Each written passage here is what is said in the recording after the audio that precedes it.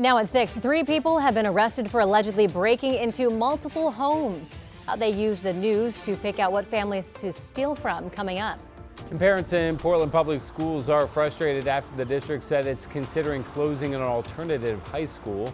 Why some think closing the school isn't the answer to fix PPS's $50 million budget deficit. Plus, it was so icy and crusty last week. Now it's all nice. A lot of the runs are groomed. Vista jumps are perfect. It's all real nice and powdery up here.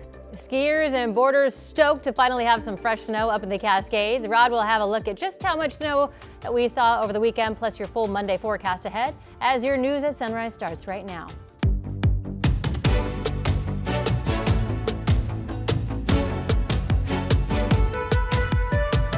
Good morning, and thank you for joining us on your Monday. I'm China Green. And I'm Matthew Herchick. Hope you had a great weekend, great Valentine's Day. We have issued a weather impact alert for a winter weather advisory in the Coast Range in the Cascades. Rod is just so excited about it. What's such a big deal that we have winter weather, right? We just haven't had much winter weather, so this is chiefly really good news.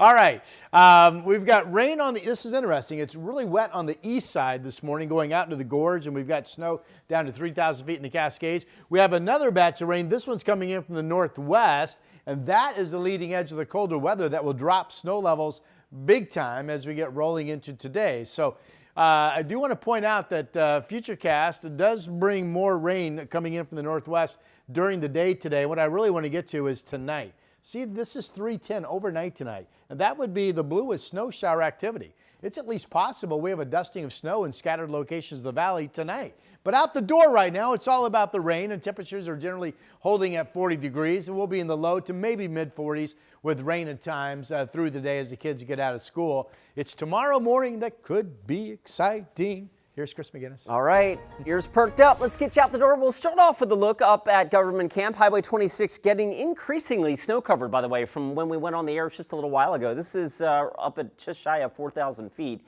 and it's snowing at a pretty good clip up there. So be aware traveling that direction. Also in the coastal passes, we've got temperatures near freezing this morning, especially up at Highway 26. So if that's part of your commute to and from the North Oregon coast, be aware of that. All right, the trip out of Clark County right there, I-5 looks pretty good. I-5 south of town near Capitol Highway, that looks good as well. Right now, the trip in from Wilsonville, 16 minutes. Can't do better than that for this hour of a Monday morning commute. Guys, back to you. Chris, thank you. Developing this morning, Portland police are asking for help finding the person they say damaged a downtown restaurant. Surveillance video from earlier this month shows the suspect inside Hana Sushi on Southwest 6th Avenue around 6 a.m. Police say the suspect stole from the business and damaged things before leaving. They believe he's about 5'9" and 30 to 40 years old. If you have any information about him, reach out to Portland Police. We are learning more about a burglary investigation in Lake Oswego that led to the arrest of 3 people and the recovery of dozens of stolen guns. The Lake Oswego Police Department says it started after 2 separate break-ins late last year, targeting the home of a person who had recently died, as well as another home that caught fire. Now, officers learned that the suspects, Nicholas Welter, Miranda Rice, and Michael Kelso, would target homes and families covered in the news after suffering some kind of tragedy. It was just a very troubling case for us, because these people were really preying upon people who were just very vulnerable. Following the arrest and search warrants on multiple locations, police recovered more than 30 guns, plus stolen artwork and military service medals. New this morning, parents are speaking out against a Portland Public Schools proposal to close an alternative high school that's been open for almost 60 years. The Metropolitan Learning Center is an alternative school with just over 40 high school students. Sunrise reporter Thomas Schultz joined us live from MLC. So Thomas, what do parents say about this?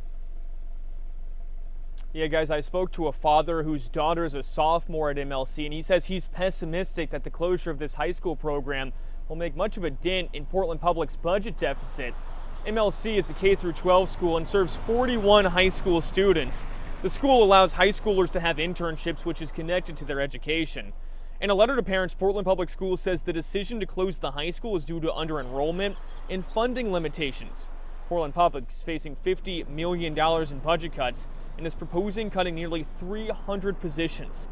It's also looking into closing schools to pool resources. Still, Eric Strandhagen, the parent I spoke with, isn't convinced this closure will make much of a difference. Show us the numbers. I don't understand how ending this high school program, it seems like a drop in the bucket to their actual budget problems. While the high school program is likely to end, the K-8 program at MLC will remain intact. Stranhagen says if his daughter's high school program had to close, the decision should have happened a whole lot sooner. He says with this expedited timeline, they just found out February 10th this is likely to happen. It's making it harder to enroll in a school for next year because alternative schools that they're interested in, their deadline to enroll in the lottery system has already passed. Matthew, China. Thomas Schultz reporting live this morning. Thomas, thank you.